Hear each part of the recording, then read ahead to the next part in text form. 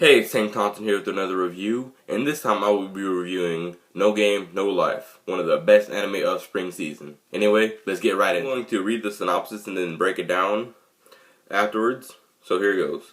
The story of No Game, No Life centers around Sora and Shiro, a brother and sister whose reputations as brilliant, neat, not in education, employment, or training, hikikomori, shut-in gamers have spawned urban legends all over the internet. These two gamers even consider the real world just another crappy game. One day, they are summoned by a boy named God to an alternate world. There, God has prohibited war and declared this to be a world where everything is decided by games, even national borders. Humanity has been driven back into one remaining city by other races. I'm not going to read the last part because it's kind of irrelevant because I'm doing a review of it.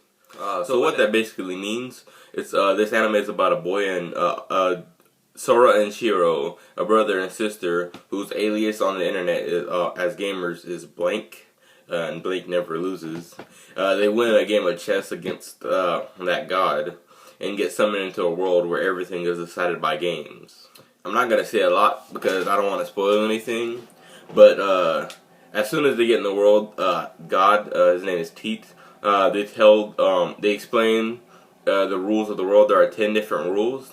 I don't remember at the top of my head what the 10 rules are, but there's no violence, no fighting or anything, like no wars, and everything's decided by games. And the 10th rule, I remember the 10th rule, let's all play together and have fun. I think that's what it was. Not word to word, but that's the general idea of rule 10. We have had many different anime about where they get stuck in a game, but I don't really think this world they're in is a game. I think it's just decided by games, and it's not like they're trying to get out. They like this. They actually like this world because everything's decided by games, and they're pros at games. So they aren't trying to escape or anything. They're gonna live in this world and eventually try to beat God. This is probably one of the most brilliant anime I've seen. There aren't a lot of there isn't a lot of fight sequences and stuff like that, but the setup and it's the way it goes about things and the way Blank the way they do things is like so extravagant, and it's amazing. Cause it's amazing to watch and to see how their plans unfold and see how they set up something way back here to win the game, like a long time a while later, like a few hours later or so.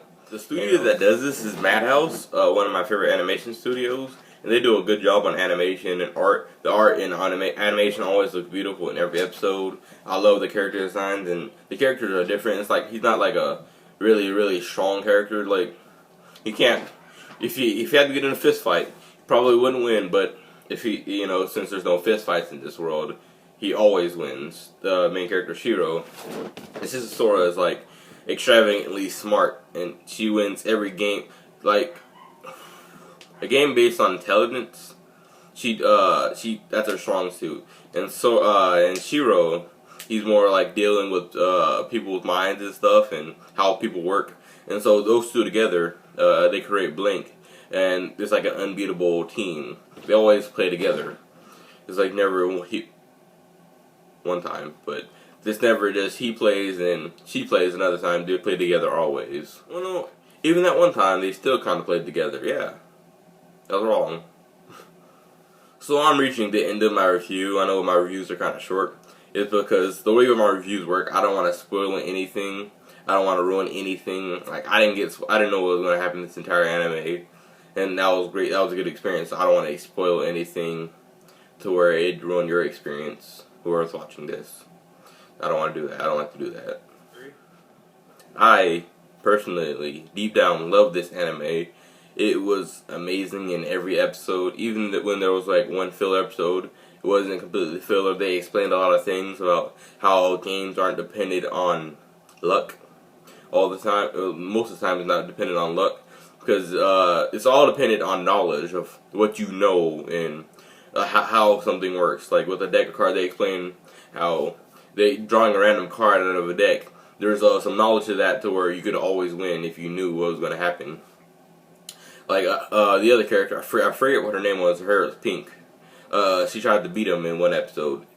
I'm not gonna call this a spoiler because it's already said Blank never loses, so they're never gonna lose.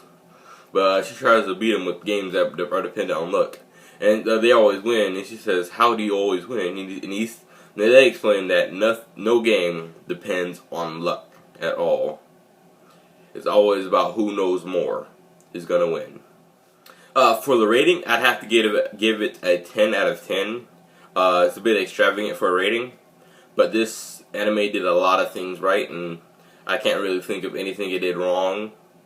And yeah, it was amazing through and through, from episode 1 to episode 12. And it's very short, and they ended kind of with a cliffhanger, so it rises to my hopes for a second season, maybe one with 24 episodes.